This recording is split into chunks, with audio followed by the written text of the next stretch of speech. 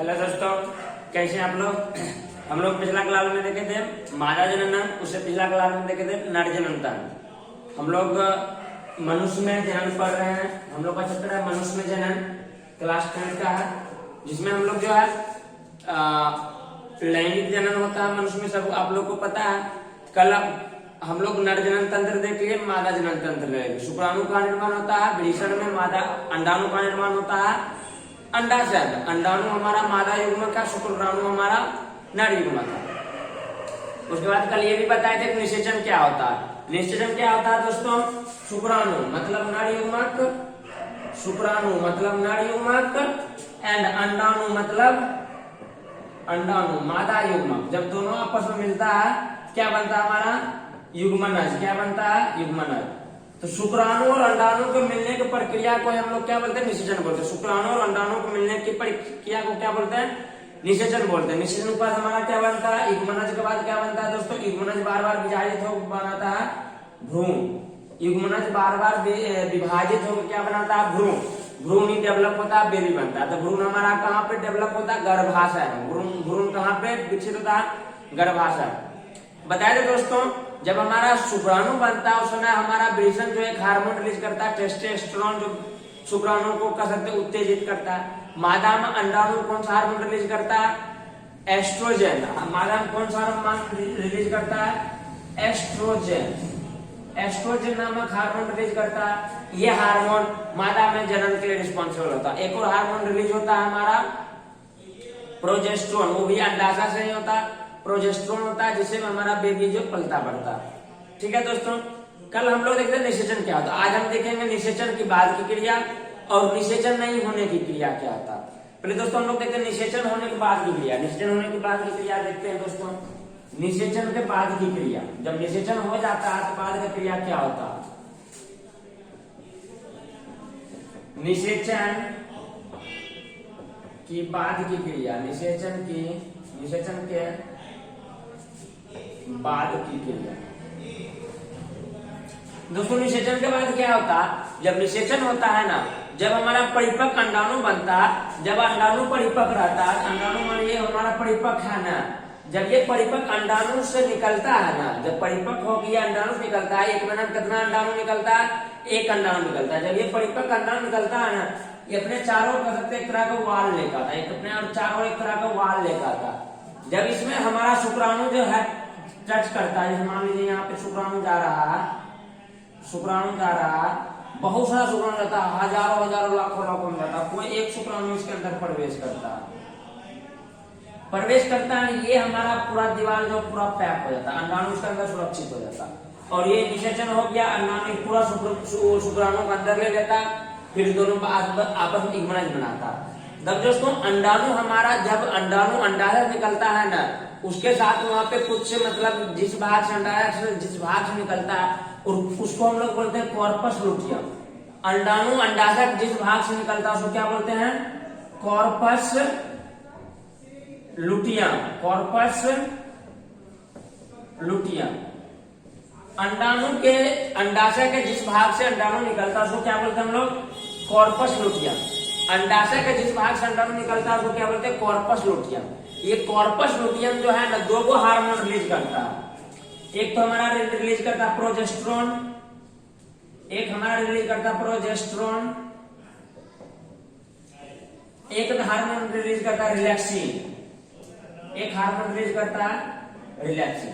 Corpus luteum हमारा कौन सा हार्मोन रिलीज करता है, प्रोजेस्टेरोन और रिलैक्सिन। जब प्रोजेस्टेरोन क्या करता है, माँ को हैप्पीनेस प्रदान करता है, कल ही हम बताए थे। रिलैक्सिन क्या करता है, इसको रिलैक्स करता है। बहुत सारे मान लीजिए तकलीफ भी होता है, जब बच्चा पलता है गर्भ में तो तकलीफ भी होता है। कॉर्पस लुटियम से देख रेख में दो हार्मोन रिलीज होता है, प्रोजेस्टेरोन और रिलैक्सिन। और सारा भी हार्मोन रिलीज होता है, हम लोग हायर क्लास में पढ़ेंगे। लेकिन कॉर्पस लुटियम के देख रेख में दो हार्मोन रिलीज होता है, प्रोजेस्टेरोन और रिलैक्सिन। इसी दोनों हार्मोन की वजह से माँ के गर्भ में बेबी 9 महीना पलता है, फिर 9 महीना के बाद बेबी के रूप में बाहर आता है। समझ गए दोस्तों। निषेचन की बाद की क्रिया सिंपल, निषेचन के बाद की क्रिया युग्मनज बनेगा। युग्मनज हमारा भ्रूण बनता है, भ्रूण का विकास कहाँ होता है, गर्भाशय। भ्रूण जो है दोस्तों 0 से लेकर 3 महीना तक, 0 से लेकर 3 महीना तक का जो बेबी होता है वो भ्रूण कहलाता है। फिर 3 महीना के बाद उसमें कुछ कुछ अंक आने लगता है तो उसको भ्रूण नहीं कहते हैं। 0 से लेके 3 महीना तक हमारा क्या कहलाता है, भ्रूण कहलाता है। बात समझ गए। निषेचन के बाद क्या बनेगा, एक के बाद क्या बनेगा, भ्रूण। भ्रूण का विकास कहाँ होता है, गर्भाशय। भ्रूण का विकास कहाँ होता है, गर्भाशय। प्रोजेस्टेरोन हार्मोन कहाँ रिलीज करता है, अगर मान लीजिए अगर कॉर्पस लुटियम ऑप्शन नहीं है तो अंडाशय दिया तो अंडाशय मार लेंगे। चाहे कॉर्पस लुटियम अंडाशय का ही वो भाग है, जब परिपक्व अंडाणु बाहर निकल जाता है तो अंडाशय का जो भाग बनता है उसी को हम लोग कॉर्पस लुटियम कहते हैं। ठीक है, कॉर्पस लुटियम तो प्रोजेस्टेरोन और रिलैक्सिन हार्मोन स्रावित करता है। एक और बताए थे जब हमारा अंडाणु आता है उस समय एस्ट्रोजन नामक हार्मोन रिलीज आता है। एक और एस्ट्रोजन। एस्ट्रोजन हार्मोन क्या करता है, गर्भाशय की दीवार को मोटा करता है। गर्भाशय काय बच्चा हुआ जब पलेगा तो मांसल रचना दीवार उसका मोटा होता है, बच्चा रहेगा। नहीं तो मान लीजिए अगर मांसल रचना पतला है, गर्भाशय मान लीजिए हमारा गर्भाशय है, ये हमारा गर्भाशय बन रहा, गर्भाशय अगर छोटा हो जाएगा तो मतलब पतला रहेगा तो टूट जाएगा फिर दिक्कत हो जाएगा। तो उसे बताए थे कि नॉर्मल लड़की में गर्भाशय हमारा कितना रहता है, 7 से 8 सेंटीमीटर रहता है। और जब 8 महीने का बच्चा जाता है 18 से 25 सेंटीमीटर इसकी लंबाई होता है और अंडा का 8 सेंटीमीटर होता है। तो बात समझ गया। निषेचन की बाद की क्रिया सिंपल है। निषेचन की बाद की क्रिया इस दोनों हार्मोन के, प्रोजेस्टेरोन और रिलैक्सिन हार्मोन के देख रेख में बच्चा का जो डेवलपमेंट होता है। ठीक है ना। एस्ट्रोजन हार्मोन कब रिलीज होता है, जब अंडाणु बाहर निकलता है उस समय एस्ट्रोजन हार्मोन रिलीज होता है। अंडाणु चारों ओर एक वाल हमारा बन के नहीं आता, जब शुक्राणु से निषेचन करता है तब हमारा ये वाल मतलब पैक हो जाता है और एक भी शुक्राणु से नहीं मिल पाता। समझ गए दोस्तों। कभी कभी सुनिएगा जुड़वा बच्चा भी था, कभी कभी क्या था, मान लीजिए हम लोग रेस लगाते हैं तो रेस में क्या होता है, एक बार तो लोग पहुंच जाते हैं फिनिशिंग लाइन पे, उसी प्रकार मान लीजिए सब शुक्राणु तेज रफ्तार से जा रहा है लेकिन 2 शुक्राणु एक टाइम पे इसमें प्रवेश कर जाता है। एक टाइम पे जब इसमें प्रवेश कर जाता है,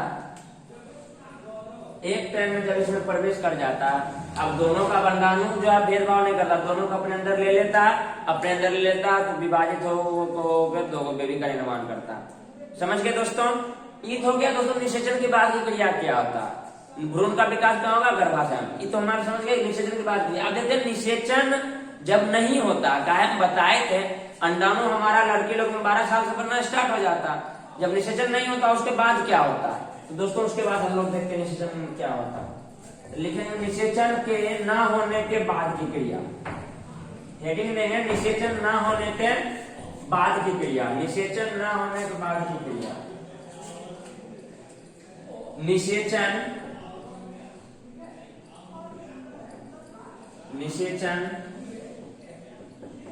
ना होने के बाद की क्रिया। ये हो गया दोस्तों वो क्रिया जब निषेचन नहीं होता। दोस्तों देखिए जब क्या बोलते महीना में एक अंडाणु परिपक्व होकर हमारा कहाँ था, फिलोपियन नालिका में आता है। फिलोपियन नालिका मान लीजिए हमारा ये फिलोपियन नालिका हो गया, ये मान लीजिए हमारा अंडाणु हो गया, ये हमारा फिलोपियन नालिका हो गया। थोड़ा फिगर एडजस्ट कर लीजिएगा, उतना अच्छा तो नहीं बनेगा। ये हमारा क्या हो गया, बंद ना हो दोस्त, ये हमारा मान लीजिए फिलोपियन नालिका आ गया, ये अंडाणु हो गया। मान लीजिए यहाँ से अंडाणु परिपक्व होकर यहाँ आया। दोस्तों अभी बताया था जब अंडाणु हमारा परिपक्व होकर आता है तो चारों ओर एक वाल भी आता है, साथ में हमारा कौन हार्मोन रिलीज होता है, एस्ट्रोजन। एस्ट्रोजन हार्मोन क्या करता है दोस्तों, ये हमारा गर्भाशय की दीवार है इसको मोटा बना देता है। गर्भाशय की दीवार क्या बना देता है, मोटा बना देता है। जब अंडाणु आता है प्रोजेस्टेरोन रिलीज होता है, वो जो है गर्भाशय की दीवार को और मोटा बना देता है। समझ गए। फिलहाल हमारा अंडाणु जब परिपक्व होकर आता है वहां पे हमारा एस्ट्रोजन हार्मोन आता है। एस्ट्रोजन हार्मोन क्या करता है, गर्भाशय की दीवार को मोटा कर देता है। प्रोजेस्टेरोन बाद में जब निषेचन हो जाता है तो एस्ट्रोजन क्या होता है, गर्भाशय की दीवार को मोटा कर दिया। अब गर्भाशय की दीवार इसलिए मोटा करता है, अंडाणु जब बाहर निकलता है दोस्तों अंडाशय से, ईश्वर के चलता है हमको निषेचन करना, ईश्वर के चलता है हमको निषेचन करना, इसलिए सारा व्यवस्था लेकर आता है। निषेचन हो जाएगा, फिर अगर गर्भाशय की दीवार मोटा नहीं रहेगा फिर बच्चा यहाँ ठहर नहीं पाएगा ना, तो गर्भाशय की दीवार मोटा हो जाता है। अंडाणु दोस्तों आयु होता है 36 घंटा। अंडाणु का आयु कितना होता है, 36 घंटा। अंडाणु का आयु कितना होता है, 36 घंटा। 36 घंटा तक अंडाणु हमारा इंतजार करता है शुक्राणु का। शुक्राणु का आयु हमारा दोस्तों होता है 12 घंटा। शुक्राणु का आयु होता है 12 घंटा। अंडाणु कितना है, इसे 3 गुना। अंडाणु 36 घंटा तक इंतजार करता है, भैया शुक्राणु आओ आओ आओ। जब 36 घंटा के बाद जो है हमारा अंडाणु क्या हो जाता है, नष्ट हो जाता है। 36 घंटा के बाद क्या जाता है, अंडाणुनाश। अंडाणुनाश हमारा जो अंडाशय रिलीज कर रहा था एस्ट्रोजन हार्मोन, वो हार्मोन रिलीज नहीं होगा। फिर कॉर्पस लुटियम बनता है, वो प्रोजेस्टेरोन हार्मोन रिलीज करता है, कॉर्पस लुटियम इनएक्टिव हो जाता है क्योंकि अंडाणु हमारा यहाँ मर जाता है तो कॉर्पस लुटियम इनएक्टिव हो जाता है, कॉर्पस लुटियम को हार्मोन रिलीज नहीं करता। जब एस्ट्रोजन और प्रोजेस्टेरोन हार्मोन रिलीज नहीं होगा, अब ये क्या गर्भाशय के बाद क्या लगेगा, टूटने लगेगा। जाहिर बात है उसको इसको पोषण कौन दे रहा था, एस्ट्रोजन हार्मोन और प्रोजेस्टेरोन हार्मोन। जब वही दोनों बंद हो गया तो ये दीवार हमारा क्या लगेगा, टूटने लगेगा। ये अंडाणु हो गया, ये गर्भाशय दीवार हो गया, म्यूकस के बनके कुछ रक्त कोशिका हो गया, रक्त बनके योनि से मादा की योनि से बाहर आता है, मादा की योनि से बाहर आता है, जिसको हम लोग बोलते हैं मासिक स्राव, जिसको हम लोग क्या बोलते हैं दोस्तों, मासिक स्राव बोलते हैं, जिसको हम लोग क्या बोलते हैं, मासिक स्राव, या इसको मासिक चक्र भी बोलते हैं, मेंस्ट्रुएशन साइकिल, मासिक चक्र, या शॉर्ट में एमसी भी बोलते हैं, कहीं कहीं तो महीना भी बोला जाता है, रजोधर्म भी बोला जाता है। तो क्या होता है, यही सब दीवार क्या टूट टूट के आते रहता है। दोस्तों जब अंडाणु हमारा परिपक्व होता है तो इसको टूटने में, ये प्रोसेस होने में 14 दिन का वक्त लगता है। तो 14 दिन का वक्त लगता है। अंडाणु रिलीज होने के बाद 14 दिन बाद जो है हमारा जो है मतलब मासिक स्राव स्टार्ट होता है। इसका मतलब क्या समझे, जब मासिक स्राव खत्म हुआ, जब पीरियड खत्म हुआ, जब महीना खत्म हुआ, उसके 14वां दिन बाद एक अंडाणु आता है बाहर, परिपक्व अंडाणु। 14वां दिन बाद एक परिपक्व अंडाणु कहाँ आएगा, गर्भाशय में आएगा, फिलोपियन नालिका में आएगा। 14वें दिन फिलोपियन नालिका में आता है, वहां गर्भाशय के द्वार पे रहता है, फिर वहां से नीचे गर्भाशय में जाता है, जब निषेचन होता है तो 14वां दिन मतलब महीना जब खत्म होगा, उसके 14वां दिन बाद एक अंडाणु बाहर आएगा। अब अंडाणु से शुक्राणु निषेचन किया, नहीं किया तो फिर 14 दिन बाद टूट के ये रिपीट होता है। ये साइकिल जो है रिपीट होते रहता है, कितना दिन पे, 28 दिन पे। ये साइकिल 28 दिन पे रिपीट होता है। हर एक लड़की में जो 12 साल की बड़ी हो जाती है उसमें जो है पीरियड होता है, 28 दिन पर रिपीट होता है। पीरियड का टाइम होता है 2 से 8 दिन, पीरियड का टाइम होता है 2 से 8 दिन, 2 से 8 दिन तक चलता है। नॉर्मल दिन है 3 से 5 दिन है, एवरेज लोगों को 3 से 5 दिन में खत्म हो जाता है, लेकिन इसका बाउंड्री लेंथ क्या है, 2 से 8 दिन तक मासिक स्राव हो सकता है। बात समझे। 14वें दिन एक अंडाणु आया, अगर ये निषेचन नहीं हुआ तो गर्भाशय ऐसे टूटने में 14 दिन लगता है, तो 14वां दिन बाद फिर अंडाणु 14वां दिन बाद मतलब 28वां दिन। आज अगर मान लीजिए महीना खत्म हुआ अपनी लड़की का, फिर आज से 28 दिन बाद उसका महीना स्टार्ट होगा, वो कितना 2 से 4 दिन तक चलेगा। अब दोस्तों यहाँ पे एक बात सीखने वाली बड़ी बात है, हमारा क्या होता है, अंडाणु एक परिपक्व अंडाणु महीना खत्म होने कितने दिन बाद आता है, 14वां दिन, उससे पहले अंडाणु नहीं आता।